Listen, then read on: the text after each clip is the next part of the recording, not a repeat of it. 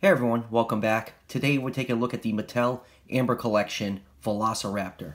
For those of you that don't know what the Amber Collection is, it's a new line of figures that are done in a larger scale with more detail and articulation that is aimed at adult collectors. As of right now, this line is exclusive to GameStop in the US.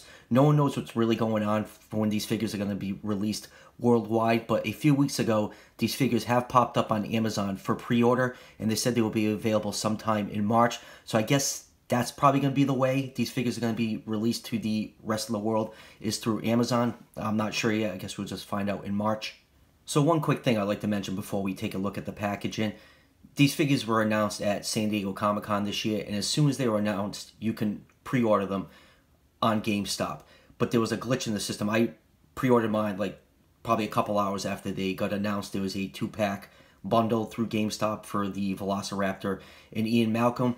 But then all of a sudden, as end of September rolled around, people started getting their figures in, and everyone that ordered the bundle weren't getting theirs. I guess there was a glitch in the system, and those orders just never processed through their system. So what you had to do was cancel that order and then reorder them.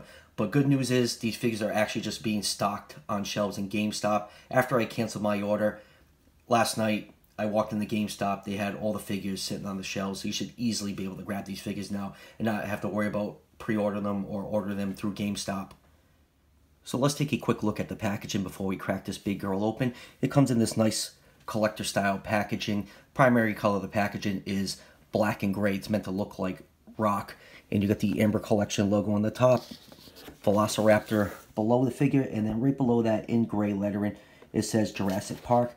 You have your Jurassic Park logo up here with the amber colored background. You got a lot of cracks all over the box with that amber coloration, and actually the logo and all the letters on here are actually raised in the box when you drag your finger across, so you can feel the outline of the leather and the bones. And on the side of the box you have a picture of a mosquito in amber, and you got another skeleton right here. Like I said, it's all raised. You can run your finger over it, you can feel all the details of the skeleton, and spinning it around you get a nice picture of the Velociraptor as it appeared in Jurassic Park 1. And then on the bottom right here it just says in lettering that this is for the adult collectors. I mean, I don't know really how durable this toy is. We'll find out in a few minutes when I crack it open. And here is the Velociraptor out of the packaging.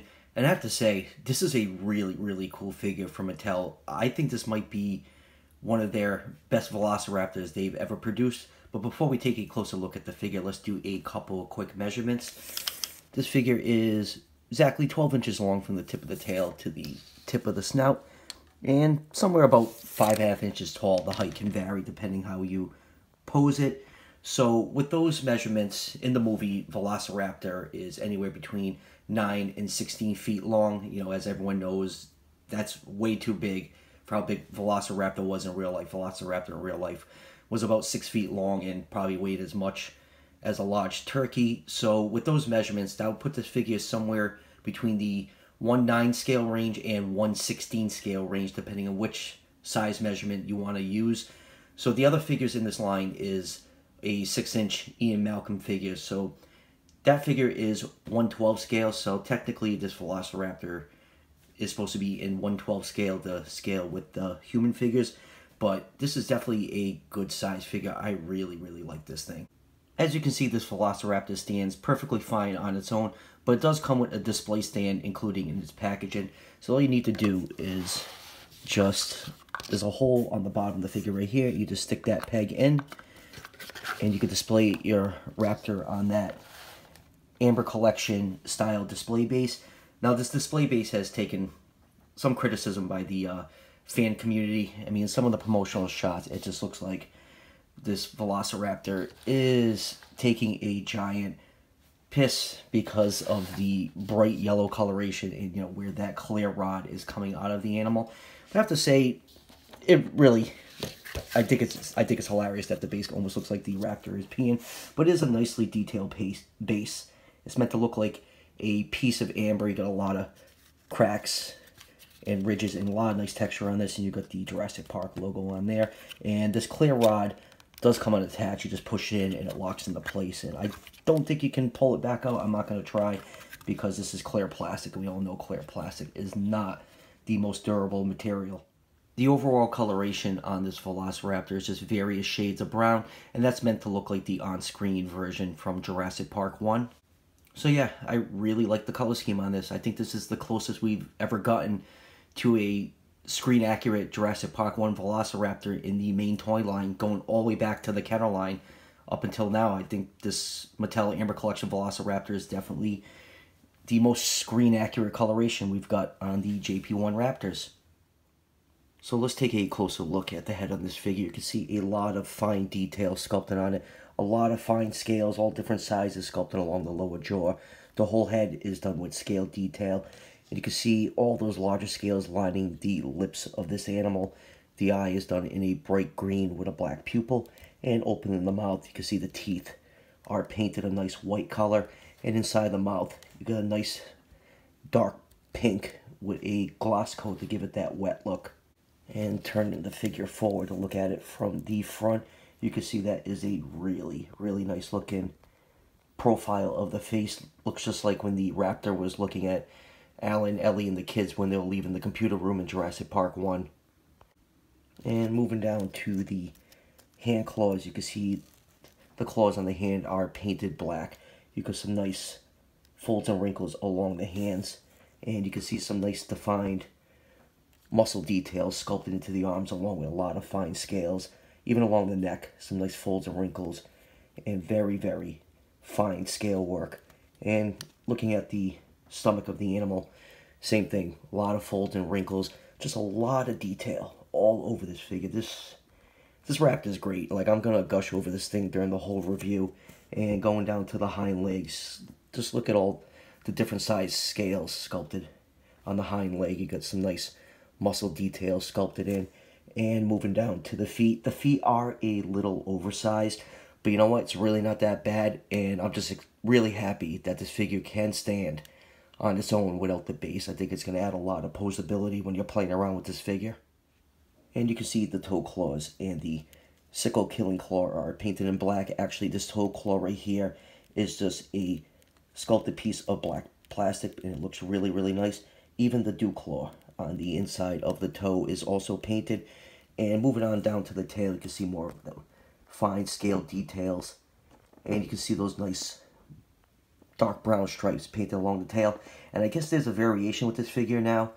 Some people have noticed that some of these Amber Collection Raptors have a different paint application along the tail. Some of them have like a darker stripe pattern, and some of them have a lighter one. So I guess that is a variation. So if you collect every variation of these figures, just, go to the store and check them out, see if you just notice anything different. And now let's move on to the best part about this figure, the extra articulation. The mouth can open and close, and you have a joint right here behind the head, and that allows the head to look up and look down. And there's a joint along the neck, which also allows up and down movement, and you can also get 360 degrees of rotation. And moving down to the arms, let me just focus in on that. The arms are on a hinge, so they can swing out, and they also can rotate 360 degrees. You have an elbow joint that is also on a swivel and can rotate. Same thing with the wrist. You get some up and down movement and a 360 degree rotation. And probably the coolest part is you can actually turn the wrist in to have a Jurassic Park Raptor with its wrists not pronated. I think that is actually the first time a JP Raptor can be displayed with non-pronated wrists. And moving down to the legs, there is a pivot at the thighs. The legs can swing out and in to help with stability. The leg can move 360 degrees. At the hip, you also have a knee joint, which can move backwards and forwards, and that also can rotate 360 degrees. Same thing at the shins, backwards and forwards movement, and it's on a swivel and can rotate 360 degrees. And then getting down to the feet, you do have up and down movement. At the feet, no side to side movement, and the cool part is these sickle claws are on a separate joint. The toe doesn't actually move, it's the claw that moves up and down. And then moving down to the tail, you have a joint. There we go. You can move the tail side to side, up and down, and it also can rotate 360 degrees. And the tail is a bendable wire tail. And this is the only part of the figure I really don't like. The rubber material used in this tail is very soft and spongy. And I feel like, a lot of repeat bending and movement is going to wear this rubber out. And you can see cracks on it, see the paint start to wear, and maybe actually see that wire poke out. That's really the only part of the figure that feels kind of cheap. The rest of it is very sturdy, very nice plastic quality. Just the tail is just like the really only part of this figure that I worry about wearing out over time. So let's move on with some comparison. Here is the Raptor with the Robert Muldoon figure from the regular Jurassic World line. There is an Ian Malcolm figure that does scale with this Raptor. I had the figure in my hand and, I looked it over, and personally it's a nice looking figure, but for me, I wasn't hugely impressed with it, especially for the $25 price point. So I passed on it. I'm probably just going to stick with the dinosaurs in this line for the time being. But I do find it kind of odd that they released Ian with the Raptor, because in Jurassic Park 1, Ian had basically no contact with the Raptors. I kind of wish they went with Robert Muldoon, because obviously for that clever girl scene in the movie. But I do understand why Mattel went with Ian over, any of the other characters, because Ian Malcolm is definitely one of the most popular characters in the Jurassic Park franchise. And here it is with some of the other Raptors from the regular Jurassic World line. I really do hope one day we get some of these, Raptors in the main line in this Jurassic Park 1 color scheme. I think the line really, really needs it. I do love the variety with all the different color Raptors that we're getting, but we really do need some of these Raptors in this size, in this color scheme. They could even release a 3-pack, just using 3 different molds for the Raptors to make them the original 3 Raptors from Jurassic Park 1. Even make it a playset, make it the kitchen or the control room, throw in Lex and Tim. I just think that would be a fantastic idea. And here it is with a couple of figures it shares a lot of similarities with. This is the Carnage Collection Deinonychus by Resource. This figure came out in the late 90s, and it was a highly articulated dinosaur toy line. And here it is with the feathered Dromaeosaurus from the Beasts of the Mesozoic. This Raptor has a lot of articulation, very similar to the Deinonychus one, except it has better articulation, and the materials are much better. If anyone that owns these Resource figures knows that they are very prone to paint chipping. The pin joints on these figures were very weak, and a lot of these figures broke. Actually, my Velociraptor Carnage Collection, the head popped right off, and I just haven't gotten around to fixing it. And then you have the feathered Dromaeosaurus, is what Raptors looked like in real life. They were covered in feathers. So I think this is a really nice display of these 3 figures. Kind of shows you the evolution of the toys throughout the years. And here it is with some of Rebor's Jurassic Park style dinosaurs. You have their Killer Queen, which is based off Rexy from the first movie, and you have Winston, which is based off the Velociraptors from JP1. You can obviously see Winston has a much more detailed paint scheme, but I still have to say the paint scheme on this Amber Collection Raptor is really, really good. And you know what? Why not? Because he's been sitting on the studio the whole time been recording this. And here is the Velociraptor with Siege Impactor, because, why not? He was just sitting there to the side during this whole review. So, final thoughts on this figure. I think this is one of the best Velociraptor figures ever made in the Jurassic Park, Jurassic World main line. This Amber Collection Raptor is definitely on a whole new level compared to everything else we've ever gotten, going back all the way to Kenner. I love the extra articulation on this figure. I think that is the best part. The paint scheme is very film accurate. The materials are really good. The only complaint I have is the rubber material used on the tail. I just feel like it's kind of like cheap and spongy, and after time bending it back and forth, you're eventually going to wear out that tail, and it's just going to look like garbage. This figure retails for $29.99, and like I said at the beginning of the video, this figure is exclusive to GameStop in the US right now.